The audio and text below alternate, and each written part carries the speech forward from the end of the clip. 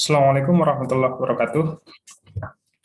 Anak-anak Bapak semua, hari ini kembali kita lanjutkan kegiatan belajar mengajar online kita. Sebelum kita mulai pembelajaran, marilah sama-sama kita ucapkan basmalah. Bismillahirrahmanirrahim. Oke, anak-anak Bapak semua, pada hari ini kita akan membahas materi mengenai klasifikasi iklim dan pola curah hujan di Indonesia. Oke, iklim adalah keadaan yang mencirikan atmosfer pada suatu daerah dalam jangka waktu yang cukup lama, yaitu kira-kira 30 tahun. Jadi seperti yang Bapak sampaikan sebelumnya bahwa ada beberapa hal yang membedakan antara cuaca dengan iklim. Kalau dia cuaca bisa diukur pada waktu tertentu, artinya bisa diukur pada waktu itu, bahkan bisa diprediksi untuk cuaca di esok harinya. Sedangkan iklim itu bisa diukur pada rentang waktu yang cukup lama, yaitu kira-kira 30 tahun. Unsur-unsur iklim sama seperti unsur-unsur cuaca, yaitu suhu udara, pancaran matahari, tekanan udara, angin, kelembapan udara, hujan, keadaan awan, dan embun. Jadi unsur-unsur iklim adalah unsur-unsur cuaca yang telah dirata-ratakan dalam waktu yang lama. Jadi sebenarnya kalau dia iklim itu adalah gabungan atau hasil rata-rata cuaca dalam rentang waktu yang cukup lama, itu mencapai sekitar 30 tahun.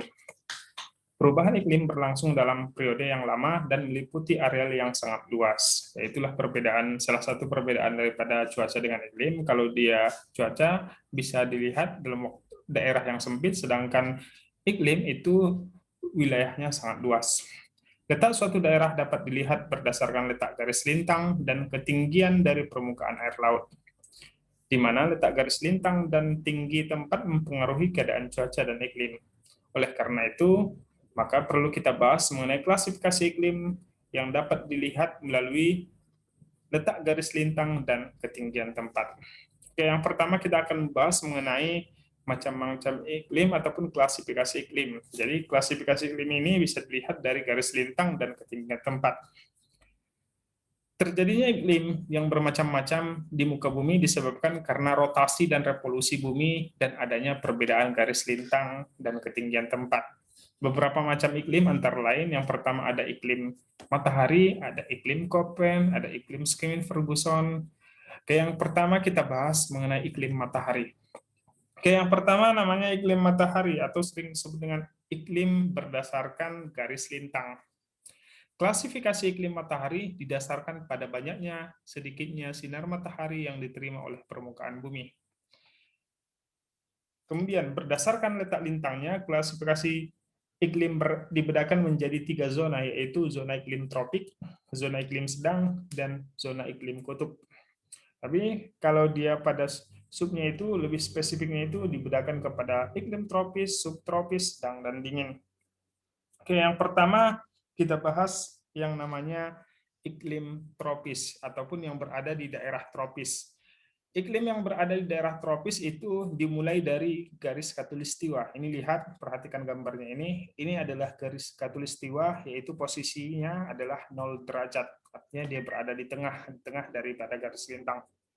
0 derajat sampai 23,5 derajat lintang utara, artinya dia naik ke atas. Kalau ini kita beratkan adalah sebuah globe, ya kan? 23,5 derajat lintang utara atau 23,5 derajat lintang selatan. Artinya dia satu ke atas, satu ke bawah. Dari itu dia 23 derajat 23,5 derajat lintang utara dan lintang selatan. Itu adalah iklim tropis. Jadi pada iklim tropis ini matahari selalu vertikal sehingga suhu udara rata-rata tinggi antara 20 derajat Celcius sampai 30 derajat Celcius. Yang kedua, tekanan udara yang lebih rendah dan berubah secara perlahan dan teraturan. Yang ketiga, kejadian hujan lebih banyak daripada banyaknya wilayah yang lainnya ataupun daerah yang lainnya. Kemudian yang kedua, kita lihat daerah yang beriklim subtropis. Daerah beriklim subtropis ini dimulai dari 23,5 derajat lintang utara lintang selatan sampai 40 derajat lintang utara lintang selatan. Perhatikan ini. garis khatulistiwa, di sini ada 23,5 derajat lintang utara sampai 40 derajat lintang utara. Itu iklim subtropis. Begitu juga dengan daerah yang berada di lintang selatan. 23,5 derajat lintang selatan sampai, di sini salah, 40 derajat lintang selatan. Bukan 35 ya, 40 derajat lintang selatan. Jadi pada iklim subtropis ini, daerah peralihan antara iklim tropis dengan iklim sedang. Yang kedua, terdapat 4 musim, yaitu musim semi, musim panas, musim gugur, dan musim dingin. Yang ketiga, pada musim panas suhu tidak terlalu panas dan pada musim dingin juga tidak terlalu dingin. Kemudian yang keempat, jika hujannya jatuh pada saat musim dingin disebut iklim Mediterania. Jika hujannya jatuh pada saat musim panas disebut dengan iklim Tiongkok. Oke, kemudian kita lanjutkan yang kelima, wilayah yang memiliki iklim subtropis antara lain meliputi sebagian besar Eropa kecuali Skandinavia, kawasan Asia Tengah, Asia Timur, Asia Barat, sebelah utara Amerika Serikat, selatan Amerika Selatan, Afrika Utara, selatan Afrika, dan Australia. Itulah daerah-daerah yang diliputi oleh iklim subtropis. Kemudian, kita perhatikan ada yang namanya iklim sedang, yaitu 40 derajat lintang utara lintang selatan sampai 66,5 derajat lintang utara lintang selatan. Artinya kalau dia posisinya di daerah garis lintang utara, dia dimulai dari 40 derajat lintang utara sampai 60,5 derajat lintang utara. Begitu juga di daerah garis lintang selatan. Ini bukan 35 yang 40. 40 derajat lintang selatan sampai 66,5 derajat lintang selatan. Pada iklim sedang ini, tekanan udara sering berubah-ubah. Kemudian arah angin yang bertiup berubah-ubah tidak menentu, kadang menimbulkan badai yang tiba-tiba. Kemudian kita lanjutkan ke iklim sedang. Masuk ke iklim dingin yang keempat. Dimulai dari 66,5 derajat lintang utara lintang selatan sampai 90 derajat lintang utara lintang selatan. Perhatikan ini globe. Kita anggap ini adalah 180 derajat. Kalau dibagi setengah 90 derajat, 90 derajat, 90 derajat untuk bagian lintang utara, 90 derajat untuk bagian selatan, lintang selatan.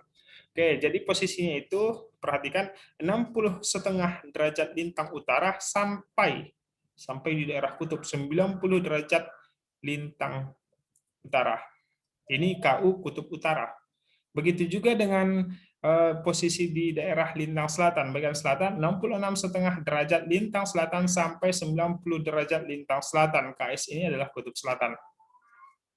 Jadi pada iklim dingin atau sering disebut dengan iklim kutub, yaitu iklim kutub utara dengan kutub selatan. Yang pertama terdapat iklim tundra, yaitu musim dingin yang berlangsung lama, sedangkan musim panas berlangsung singkat. Udaranya kering, di mana pada umumnya pada musim dingin tanah selalu membeku karena tertutup oleh lapisan es dan salju sepanjang tahun. Di musim panas terdapat banyak rawa akibat es yang mencair di permukaan tanah.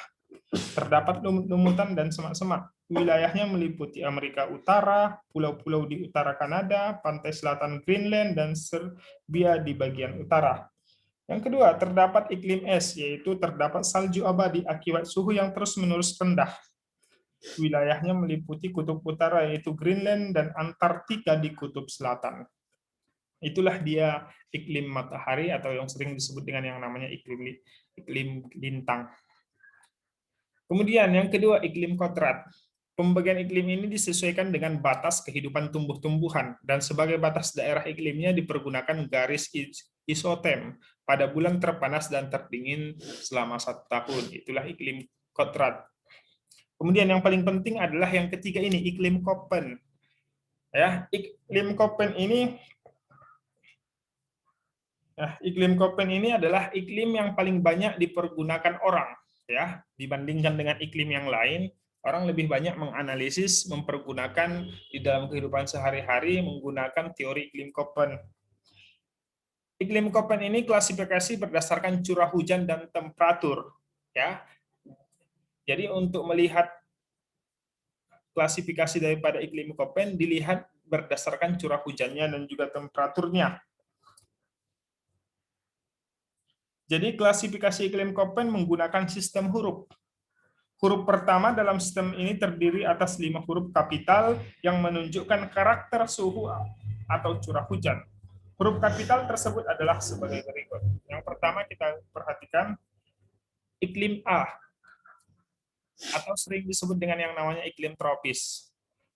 Iklim A atau iklim tropis ini adalah temperatur bulan terdingin, tidak kurang dari 18 derajat Celcius. Curah hujan tahunan tinggi, rata-rata lebih dari 70 cm per tahun. Tumbuhan beraneka ragam ataupun heterogen. Jadi di sini posisinya kelembaban udaranya sangat tinggi. Kemudian iklim B, iklim kering atau gurun. Terdapat di daerah gurun atau semiarid atau stepa, curah hujan terendah 25,5 mm per tahun. Terjadi penguapan yang sangat besar. Jadi pada iklim B ini sering disebut dengan iklim arid atau iklim kering, di mana proses penguapan air lebih tinggi dibandingkan dengan kejadian hujannya sehingga tidak terdapat kelebihan air tanah dan sungai permanen. Kemudian iklim C, iklim sedang. Temperatur bulan terdingin 18 derajat Celcius sampai minus 3 derajat Celcius. Di mana iklim C ini, iklim sedang yang memiliki rata-rata suhunya, itulah dia tadi, paling tidak ada satu bulan yang suhu rata-ratanya bulannya melebihi 10 derajat Celcius. Iklim C memiliki 4 musim, yaitu musim semi, musim panas, musim gugur, dan musim dingin. Yang D, iklim salju atau mikrotermal. Iklim salju memiliki suhu rata-rata bulanan kurang dari minus 3 derajat Celcius. Yang kelima, iklim E atau iklim kutub. Terdapat di daerah Arktik dan Antartika, suhu tidak pernah lebih dari 10 derajat Celcius. Tidak mempunyai musim panas yang benar-benar panas. Oke, itulah dia sebenarnya secara umum iklim Köppen. Dimulai ditandai dengan hurufnya huruf kapital, dimulai dari A, B, C, D, dan E. Maka ini harus dipahami. A tropis, B kering, C sedang, D salju, dan E kutub. Kemudian dibagi lagi. Ini berdasarkan pembagian dari A, B, C, D, dan E. Berdasarkan klasifikasi Köppen, sebagian besar wilayah Indonesia beriklim A karena berada di daerah tropis. Di daerah pegunungan beriklim C, dan di puncak Jayawijaya beriklim E. Tipe iklim dibagi menjadi 3 subtipe yang ditandai dengan huruf kecil, yaitu F, W, dan M. Artinya penambahannya nanti ada AF, ada AW, ada AM. Artinya dia kalau A, berarti dia berawal dari iklim tropis. Oke, yang pertama, iklim AF. Nah, ini pembagian daripada tipe iklim A. Iklim AF adalah iklim A dengan curah hujan bulanan 60 mm hujan sepanjang tahun. Itulah dia iklim AF. Jadi dia kalau di AF menunjukkan kondisi lembab, tidak terdapat musim kering, dan curah hujan cukup besar setiap bulannya. Kemudian iklim AW adalah tipe iklim A yang memiliki musim kering yang panjang atau savana. Jadi pada iklim AW ini menunjukkan musim yang kering jatuh pada musim dingin. Kemudian ada AM, yaitu iklim peralihan antara AF dan AW, yaitu persediaan air tanah cukup sehingga vegetasi tetap. Oke, sebenarnya ada juga penambahannya, yaitu iklim AS, yaitu menunjukkan musim kering jatuh pada musim panas. Inilah dia pembagiannya. AF, AM, AW. Ya, ini berdasarkan curah hujan bulan terkering dengan satuan milimeter. Ini diagram Köppen. Oke. Kemudian kita lanjutkan. Sini nggak ada lagi dibuat.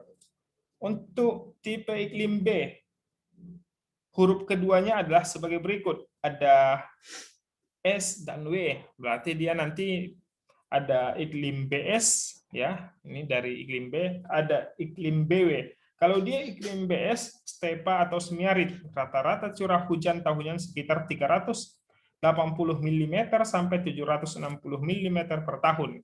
Sedangkan iklim BW ini terdapat di gurun atau arid. Rata-rata curah hujan tahunannya kurang dari 250 mm per tahunnya. Itulah dia iklim B. Sedangkan iklim E, khusus untuk tipe iklim E, iklim kutub. Huruf keduanya adalah sebagai berikut. Ada T, ada F, ada H. Berarti ET, EF, dan EH. Kalau dia ET artinya tundra, EF artinya salju abadi, EH artinya iklim salju pegunungan tinggi. Jadi dengan demikian penggolongan iklim Köppen itu sebagai berikut. Seperti ada AF, iklim hutan hujan tropis, AW artinya iklim sabana tropis, AM artinya pertengahan antara iklim hutan hujan tropis dan sabana. BS artinya iklim stepa, BW artinya iklim gurun, CW artinya iklim lembab pada musim kering terjadi pada musim dingin, CS iklim lembab pada musim kering terjadi pada musim panas. CF artinya iklim lembab, lembab sepanjang tahun. DF artinya iklim hutan salju dingin dan lembab sepanjang tahun. DW artinya iklim hutan salju dingin pada musim kering terjadi pada musim dingin. Kemudian ET artinya iklim tundra, EF artinya iklim kutub, dan EH artinya iklim salju pegunungan tinggi. Itulah dia pembagiannya. Kemudian ada iklim Schmidt atau Ferguson. Ya, kenapa? Karena yang gasnya itu adalah ada dua orang, Schmidt dan Ferguson. Adalah klasifikasi iklim yang banyak digunakan dalam bidang perkebunan dan pertanian. Klasifikasi iklim ini dibuat berdasarkan kondisi iklim di daerah tropis. Dasarnya adalah jumlah curah hujan yang jatuh setiap bulan dan tingkat kebasahan yang disebutkan gradien atau Q. Kemudian gradien Q adalah persentase nilai perbandingan antara jumlah rata-rata bulan kering dan jumlah rata-rata bulan basah. Dengan ini dapat diketahui rata-rata bulan basah, lembab, dengan kemudian dan kering. Bulan kering memiliki tebal curah hujan kurang dari 60 mm, bulan lembab memiliki tebal curah hujan antara 60 mm sampai 100 mm, dan bulan basah memiliki tebal curah hujan lebih dari 100 mm. Ya, berdasarkan indeks Q atau gradien Q merupakan persentase perbandingan rata-rata jumlah bulan kering dan rata-rata bulan basah. Maka rumusnya inilah dia. Q sama dengan rata-rata bulan kering dibagi rata-rata bulan basah dikali 100%. Itulah cara mencari iklim Schmidt dan Ferguson. Jadi berdasarkan tipe iklim Schmidt, Ferguson, maka dikelompokkanlah dia. Ada tipe A, B, C, D, E, F, G, H. Q-nya itu adalah gradien Q. Artinya apa gradien Q itu? Jumlah curah hujan yang jatuh pada setiap bulan dengan tingkat kebasahan. Ada 0 sampai 14,3% sampai H lebih dari 700%. Contohnya ini dia. Ya. Data curah hujan pada tahun 1999 adalah sebagai berikut. Bulan tempat, kota A. Kota B artinya ini kotanya, ini bulannya. Maka menurut iklim Schmidt Ferguson sebagai berikut. Kota A dikali 100% sama dengan 100%. Iklim D dan E. Bisa dilihat dari ini, kelompok ini. Artinya rata-rata. Oke, jadi Q-nya ini adalah persentase perbandingan rata-rata bulan kering dan rata-rata bulan basah. Jadi ini rata-rata bulan kering, yaitu jumlah bulan kering dibagi jumlah tahun pengamatan. Sedangkan bulan basahnya ini adalah rata-rata bulan basah, yaitu perbandingan jumlah bulan basah dibagi jumlah tahun pengamatan. Itulah dia. Jadi kalau dia tipenya ini, tipe A, maka ini disebut dengan hutan hujan tropis, sangat basah. B, hutan hujan tropis yang sangat basah, yang bukan yang sangat, hutan hujan tropis yang basah, ini sangat basah, ini basah. C, daerah agak basah, agak atau cukup basah dibandingkan dengan daun berguguran pada musim kemarau. Yang D, ini daerah sedang dengan hutan musim. Yang E, ini daerah yang agak kering dengan hutan berupa sabana atau savana. F, ini daerah kering dengan hutan sabana. Kalau ini masih berupa, ini sudah hutan sabana. Yang G, daerah yang sangat kering dan ini daerah yang sangat kering dengan ditumbuhi dengan rumput ataupun ilalang. Yang H, ini adalah daerah yang ekstrim kering dengan padang ilalang. Itulah dia. Inilah dia. Ini bisa dicari data curah hujannya, kemudian bisa dimasukkan ke dalam rumus. Oke. Kita bahas yang ini. Oke, sekarang iklim Oldeman. Seperti halnya metode Schmidt-Ferguson, metode Oldeman hanya memakai unsur curah hujan sebagai dasar klasifikasi iklim. Bulan basah dan bulan kering secara berturut-turut yang dikaitkan dengan pertanian untuk daerah tertentu. Maka penggolongan iklimnya dikenal dengan sebutan zona agroklimat. Misalnya jumlah curah hujan sebesar 200 mm tiap bulan dipandang cukup untuk membudidayakan padi sawah. Sedangkan untuk sebagian besar palawija, maka jumlah curah hujan minimal yang diperlukan adalah 100 mm tiap bulan. Musim hujan selama 5 bulan dianggap cukup untuk membudidayakan padi sawah selama 1 musim. Dalam metode ini, bulan basah didefinisikan sebagai bulan yang mempunyai jumlah curah hujan sekurang-kurangnya 200 mm.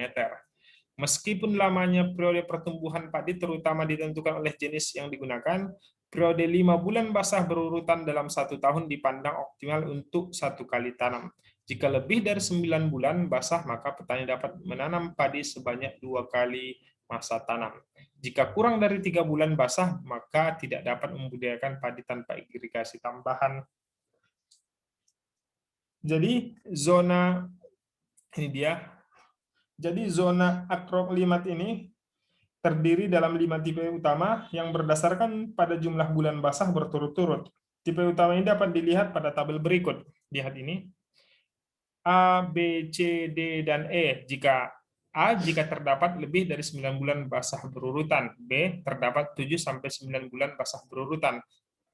Yang C, jika terdapat 5-6 bulan basah berurutan. Yang D, jika terdapat 3-4 bulan basah berurutan. Yang E, terdapat kurang dari 3 bulan basah berurutan.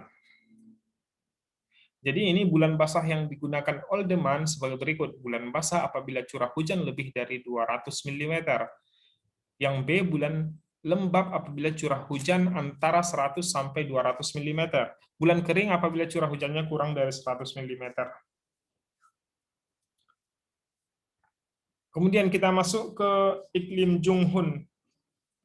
Iklim Junghun ini mengklasifikasikan daerah iklim di Pulau Jawa secara vertikal sesuai dengan kehidupan tumbuh-tumbuhan. Jadi dia lebih terfokus, dibuatnya metodenya ini ataupun observasinya itu di daerah Pulau Jawa, dia melakukan secara vertikal sesuai dengan kehidupan tumbuh-tumbuhan yang ada.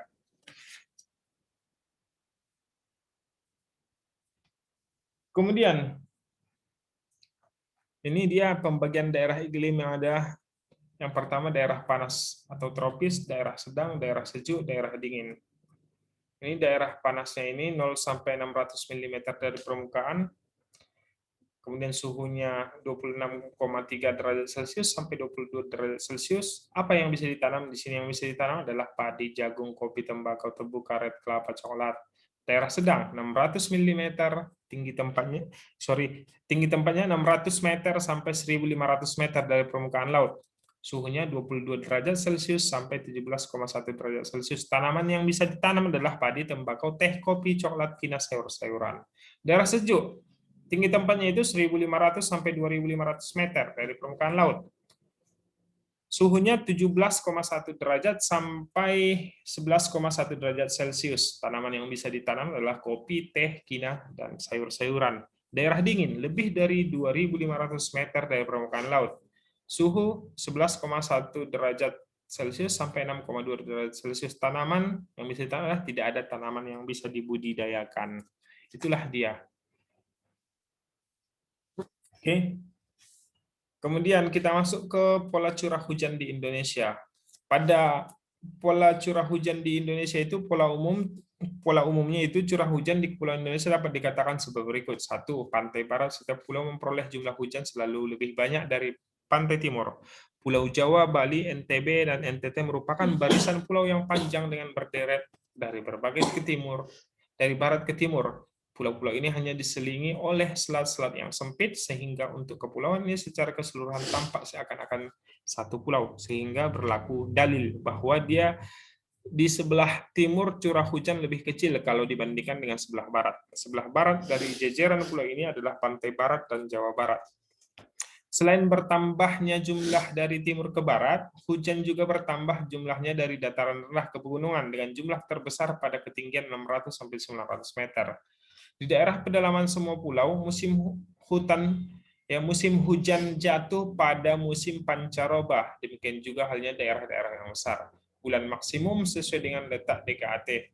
Saat mulai turunnya hujan juga bergeser dari barat ke timur. Pantai barat Pulau Sumatera sampai Bengkulu mendapat hujan terbanyak bulan November. Lampung Bangka yang letaknya sedikit ke timur pada bulan Desember, sedangkan Jawa yaitu bagian utara, Bali, NTB, NTT pada bulan Januari, Februari yang letaknya lebih ke timur lagi.